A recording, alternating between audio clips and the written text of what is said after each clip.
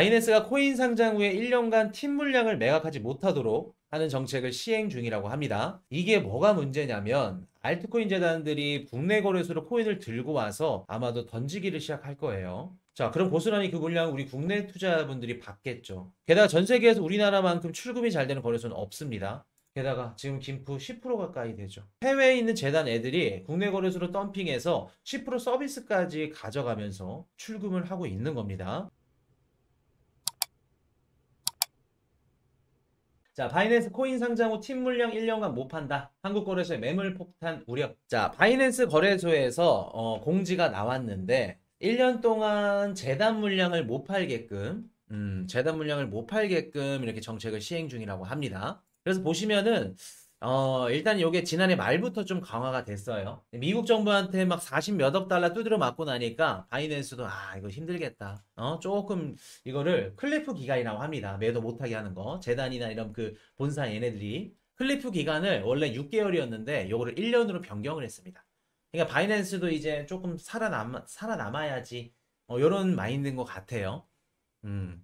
그래서 지금 1년으로 변경을 해놓고 이제 근데 요 부분이 이제 뭐가 문제가 되냐면 제가 그 국내 거래소는 좀 많이 안 좋아한다고 말씀을 드렸었죠. 저도 물론 국내 거래소도 있고 해외 거래소도 쓰고 뭐 이것저것 뭐 다 쓰는데 국내 거래소는 싫어합니다. 그동안 코인 예치하면서 그거 관련돼서 스테이킹 해가지고 이자 받은 거 누가 가져갔을까? 그리고 우리가 업비트나 뭐 빗썸이나 뭐 코인원이나 원화를 예치해놔. 그럼 예치금들은 이자는 누가 가져갔을까? 그거 박아놓는 사람들만 이제 수십조 원이 될 건데 그거에 대한 하루에 이자만 해도 얼마일까? 스테이킹도 지금 거의 한 뭐 1, 2년 됐나요? 얼마 안 됐죠. 거기다가 거래 수수료까지 또 많이 받아먹어. 그럼 얼마나 그 날강도야. 그래서 저는 국내 거래소를 잘 안 좋아합니다. 근데 이번에 조금 문제가 될 수 있는 게 뭐냐면 이번에 그 바이낸스가 뭐 1년 동안 이렇게 못 팔게 한다. 정책을 시행한다고 하면은 자, 이걸 정책 시행하고 나서 이제 막 구두상으로 다 얘기를 했다고 합니다. MM이라던가 아니면 알트 본사라던가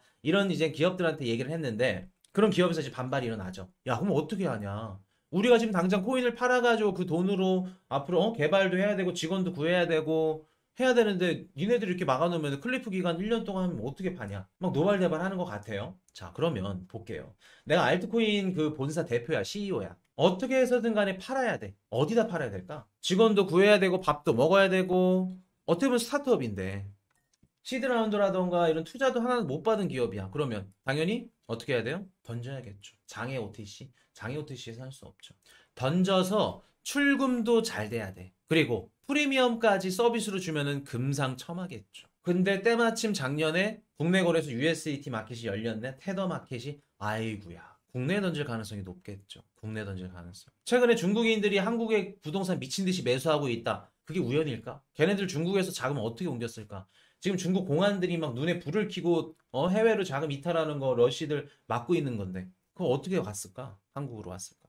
국내 거래소 상장될 그 소화될 가능성이 높다는 겁니다. 재단 물량을. 보통 바이낸스나 뭐 국내 거래소 같이 상장되는 이런 코인들이 있죠. 그럼 무슨 뜻이냐면 바이낸스에서는 진짜 실제로 그냥 유동성들 거래할 수 있게끔 그거 넣어놓고 재단이 파는 물량들은 국내 거래소 빼가지고 거기서 던질 수 있다는 거예요. 던지고 출금도 너무 좋고 거기다 김프까지. 너무 좋아. 재단 입장에서는.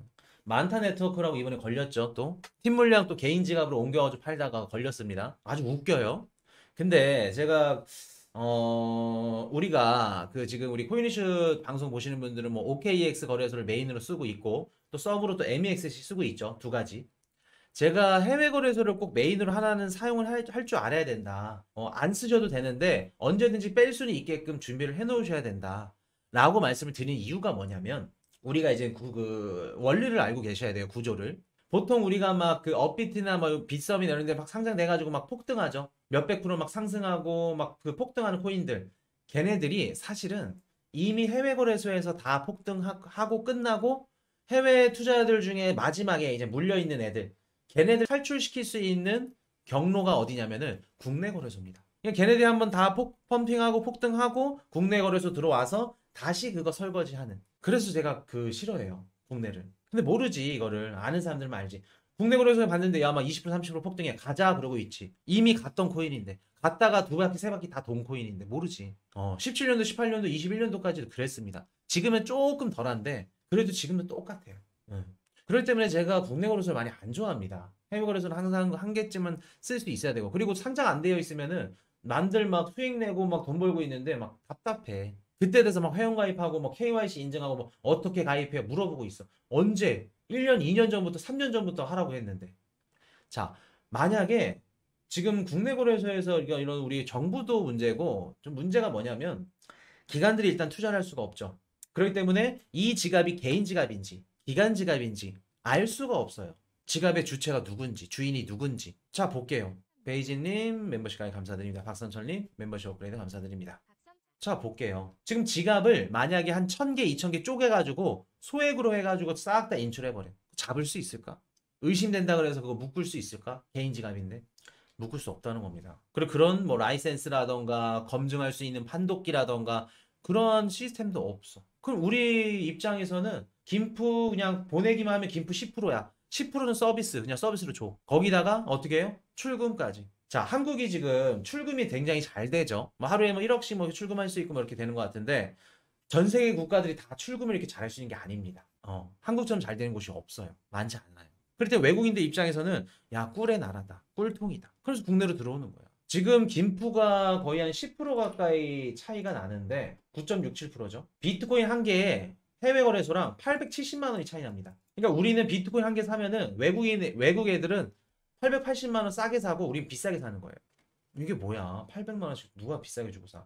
솔라나도 27,000원, 니어 프로토콜 1,000원, 시바이누 코인 0.0038원, 리플은 80원 가까이 더 비싸게. 근데 반대로 해외에 있는 애들이 우리 국내 거래소로 와서 출금을 한다 그러면 어때요? 10%를 더 먹는 거죠. 가져가는 거죠. 그래서 이런 상황들이 좀 출금해서 나가 국부 유출되는 거 그렇죠. 외환도 유출되는 거죠. 외환도 유출되는 거죠. 현물 ETF 승인돼서 미국으로 달러 원화들 빠져나가는 거 걱정하지 말고 김프 잡을 생각부터 해야지.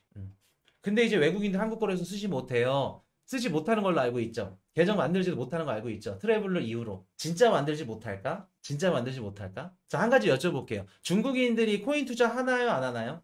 중국인들이 코인 투자 할 수 있어요? 없어요? 그리고 코인이슈 방송 보신 분들이 대답 한번 해보세요. 중국인들 코인 투자 지난해 1.5조 원 수익. 코인 투자를 못하는데 수익은 어디서 났을까? 우리가 표면적으로 알고 있는 건 외국인들이 계정을 못 만든다. 맞습니다. 근데 이미 할 수 있는 애들은 다 하고 있어요.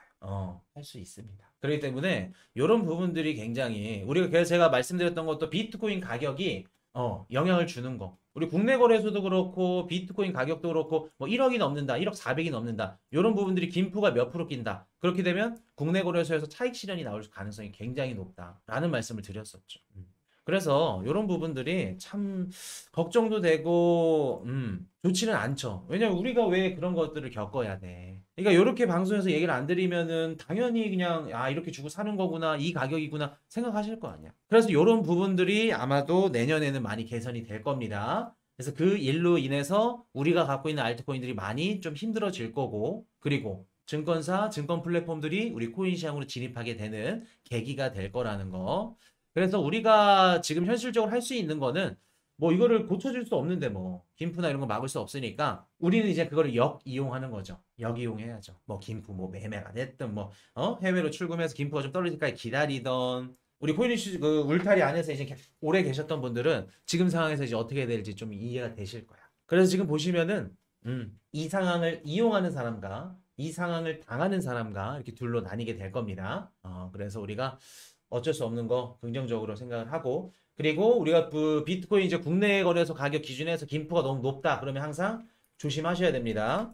김프가 이렇게 높구나 그러면 출금하거나 차익 실현이 나올 가능성이 높겠구나, 이런 부분들 자 이렇게 말씀을 드리고 정리 한번 하고 넘어가도록 할게요. 바이낸스가 코인 상장 후에 1년간 팀 물량을 매각하지 못하도록 하는 정책을 시행 중이라고 합니다. 이게 뭐가 문제냐면 알트코인 재단들이 국내 거래소로 코인을 들고 와서 아마도 던지기를 시작할 거예요. 자, 그럼 고스란히 그 물량을 우리 국내 투자분들이 받겠죠. 게다가 전 세계에서 우리나라만큼 출금이 잘 되는 거래소는 없습니다.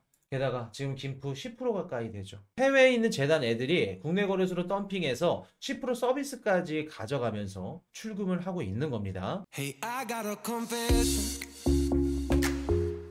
Been losing all momentum. Just because it's easy, well, that don't make it better.